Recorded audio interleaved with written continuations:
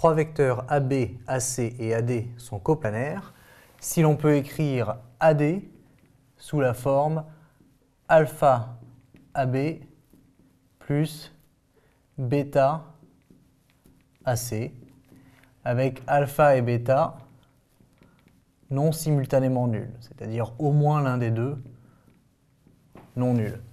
Et dans ce cas-là, les trois vecteurs AB, AC et AD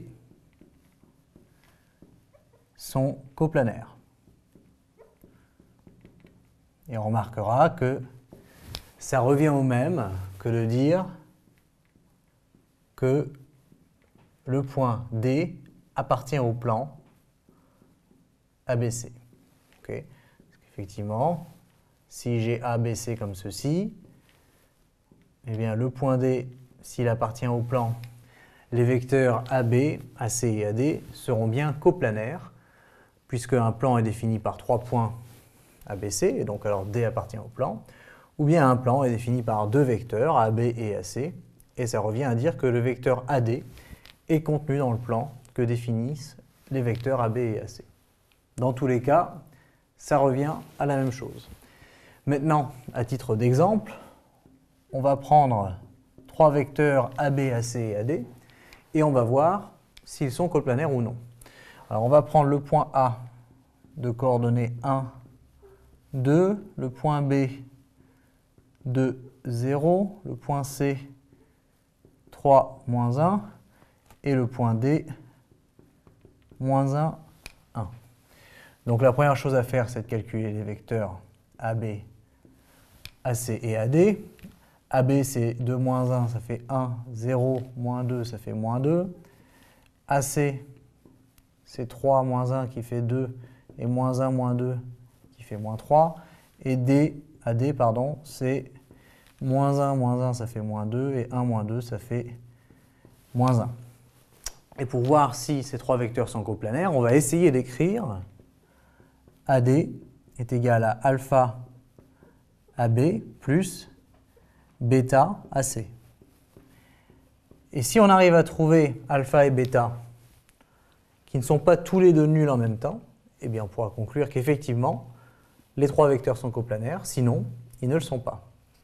Alors cette équation-ci est une équation vectorielle, elle est un peu compliquée à manipuler, mais comme on a les coordonnées des vecteurs, en fait, on va simplement passer à une équation avec des coordonnées. Vous savez que la somme de deux vecteurs, eh bien, ça revient à faire la somme coordonnée à coordonnée, et que quand un scalaire multiplie un vecteur, eh bien, ce scalaire multiplie toutes les coordonnées du vecteur.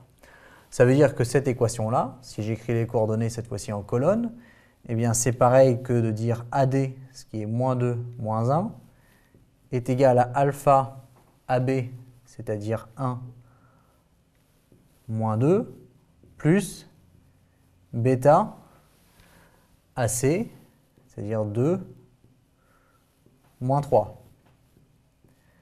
Et ça, c'est même équivalent à un système de deux équations avec deux inconnus. C'est équivalent à avoir alpha plus 2 bêta égale moins 2, et à avoir moins 2 alpha moins 3 bêta égale moins 1. C'est exactement la même chose. Cette ligne-ci, c'est la première. Cette ligne-ci, c'est la deuxième. Alors pour résoudre, on utilise la méthode classique. On exprime alpha en fonction de bêta. Et puis l'expression trouvée, on l'injecte dans la deuxième équation. Et donc on prend la première pour utiliser et dire que alpha c'est moins 2 bêta. Et la deuxième, maintenant, c'est moins 2 fois alpha. Mais attention, alpha, c'est moins 2 fois moins 2 bêta, pardon. Ensuite, moins 3 bêta, moins 1. Donc, on a exprimé alpha en fonction de bêta, et on a inséré l'expression de alpha, ici, dans la deuxième équation.